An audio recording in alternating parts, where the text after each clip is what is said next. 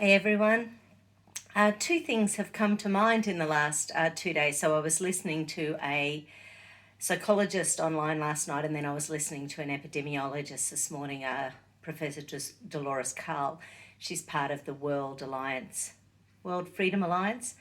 So with many, many doctors and people from around the world who are just looking at all the ins and outs of what's going on and sort of creating a dialogue so that people can get information, which I think is important because there's so much, as we know, censorship everywhere. So that's not really freedom, it's not really truth, it's not. And then that's creating all this fear. So we know there's just been so much fear on the planet for the last year. So it's been really quite palpable. It's been quite, most people, even if they've never experienced anxiety before, are feeling it. And part of it is because every single day we're getting a tally. This has never been done in human history before. Every single day we're getting cases, not deaths. We're getting cases, not hospitalizations. But because we're getting the same feedback from media, the news, politicians over and over and over and over and over and over and over and over and over again, it becomes like brainwashing, and it becomes so that we can't consciously think unless we're consciously aware of it. Now, one of the things that was mentioned is that, well, two things. So with the psychologist, they were talking about the brain being like, and this is just really basic. So imagine this is your frontal cortex. This is our problem solving area.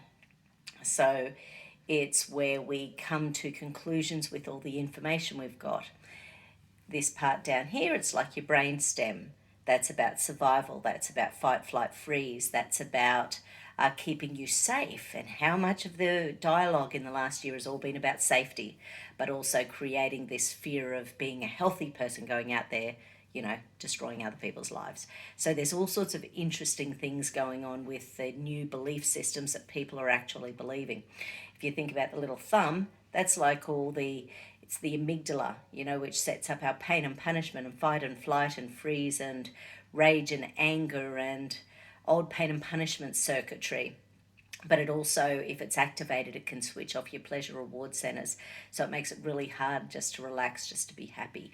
So when the two parts of the brain aren't connected, so your brain stem, your amygdala and all those, and the frontal cortex, it's like flipping your lid. So this psychologist calls it flipping your lid, which I sort of thought was cute. But then what Professor Dolores Carl said this morning, she's well worth having a listen to.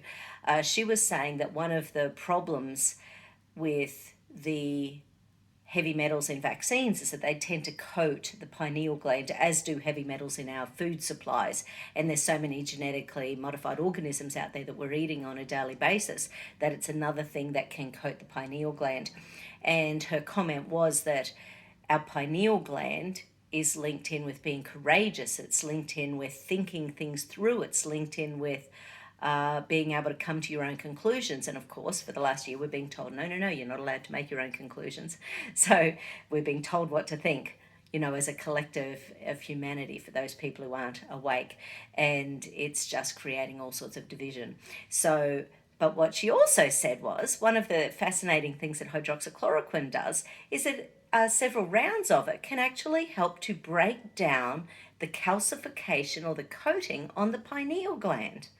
Which I went, oh my God, that's just amazing.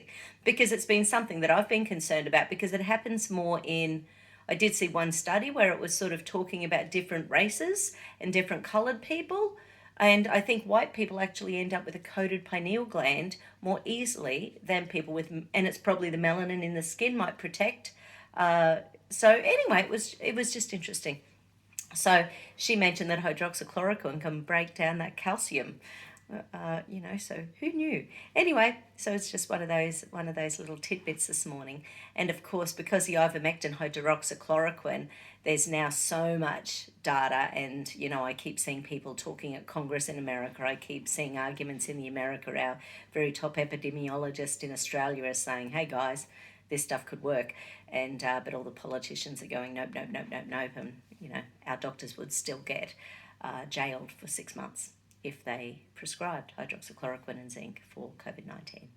So there's crazy stuff happening. Anyway, So what I'm going to do is a little meditation around flipping your lid, so helping, and I'll, so let's just bring it back together, create that energy in the brain, and also we'll do some work on that pineal gland. So that's what I'm going to be doing. So I'll be back in. I just thought I'd make it in 2 parts. So once again, you can do just the meditation for the pineal and for the flipping the lid separately. Okay, see you in 2 seconds.